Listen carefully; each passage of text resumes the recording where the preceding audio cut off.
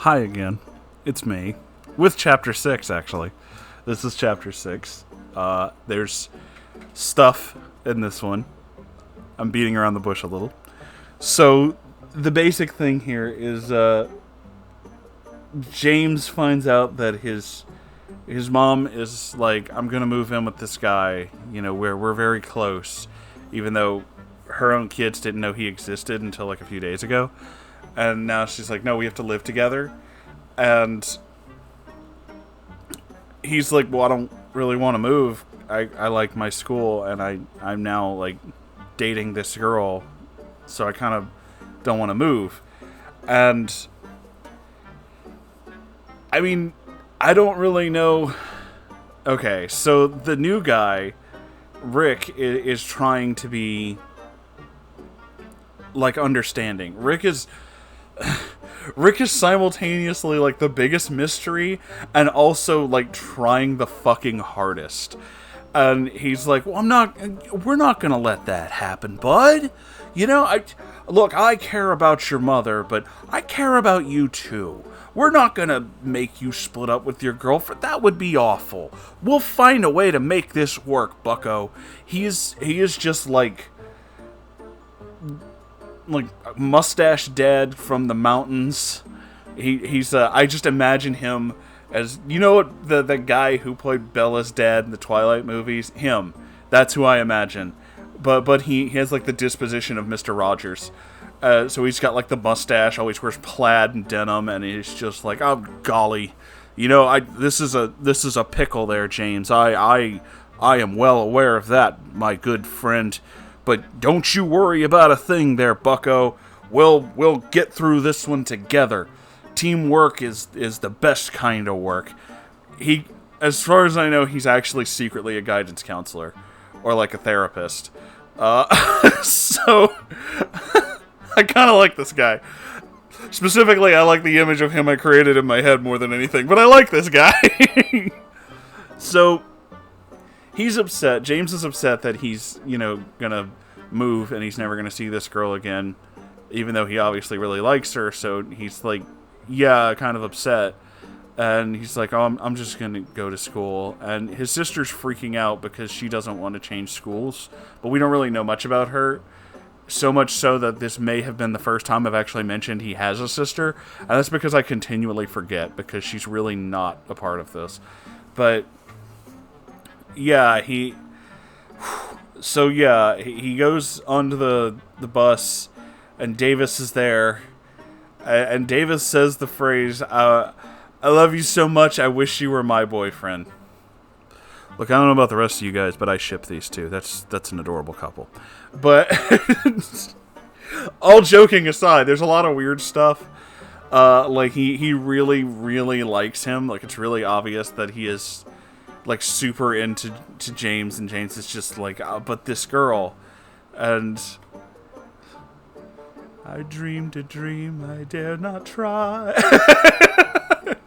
But he also again utters this wonderful phrase, because he could tell that James is all upset, and he's just like, so what's up, buddy? How can I turn that frown upside poopy poo poop? 2006 teenage years were a hell of a fucking drug, kids. The mid-2000s. Oh, it's all coming back to me, and none of it's good. Yeah, that was a thing. That was a thing. As someone who was, a teenager and in my early 20s around those times, I want to be the first to say that I'm fucking sorry. You all deserved better, but, this is what you got. It's the reason why people are still weirded out by some of the stuff that Onision does. Not the illegal shit, but just his general humor and stuff, is because he's a living time capsule. And I am both terrified and fascinated. I don't really know which one I am more, to be completely honest with you. It goes back and forth. Anyway, now he's a teacher's assistant because he decided to take this thing because now he can take all the classes with, Abby. And his other teachers that he's working with, they don't like being teachers. I mean, it's probably true of most teachers. It sounds like a great thing, and then you get into it, and you're just like, well, toothpaste for dinner again, I guess. On a completely different note, did you ever notice how everything in society kind of fucking sucks? Anyway, back to the story. He has to tell Abby about them moving, and she's like, you need to tell me what's on your mind. And he's like, I'll tell you after school, because we gotta be dramatic.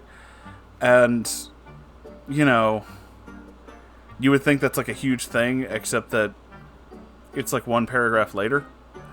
So anyway, he tells her, and then he has this wonderful epiphany, I don't know, where he's like, I was thinking I might be able to stay here alone. My mom owns the condo, and I'm 17, so I dono. D-O-N-N-O. I'm not going to harp on that too much. I just found that really weird that he spells Dano like that. But that's probably a personal thing. Moving on.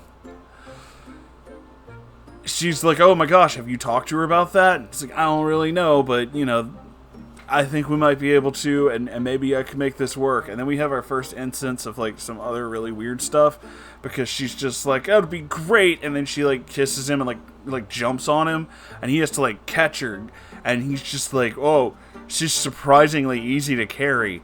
She's really thin. That's a running theme in a lot of Onision's stuff, is he likes them thin. I left that pause in there on purpose, so you could think about that. I left that one in there too. You enjoying those thoughts that you got? Welcome to my fucking world. So, yeah, they just kind of talk about things and try to ignore this thought of maybe him having to move, and this might be, you know, turning their relationship into a long distance one, which is what would happen most likely. And he's almost ready to graduate, which means, like, he could just, you know, like, get a job. And, like, if Rick can just drive here almost every other day, why couldn't anyway? That's just me, like, pointing out the fucking huge plot holes. But there's little things like that, and then we get to this little conversation. It's like, she's like, I noticed something when we were in gym class. Oh, what was that? It wasn't just a class, though. I noticed it everywhere. You barely pay attention to any other girls, even when they talk to you. You rarely even look at them most of the time. I do that intentionally, because I'm only thinking about you. I'm gonna fucking vomit. Are you fucking serious? Do you own a fedora, James? Because that's some serious fucking neckbeard energy. I only think of you, m'lady. I wouldn't even speak to these other skunks. Oh.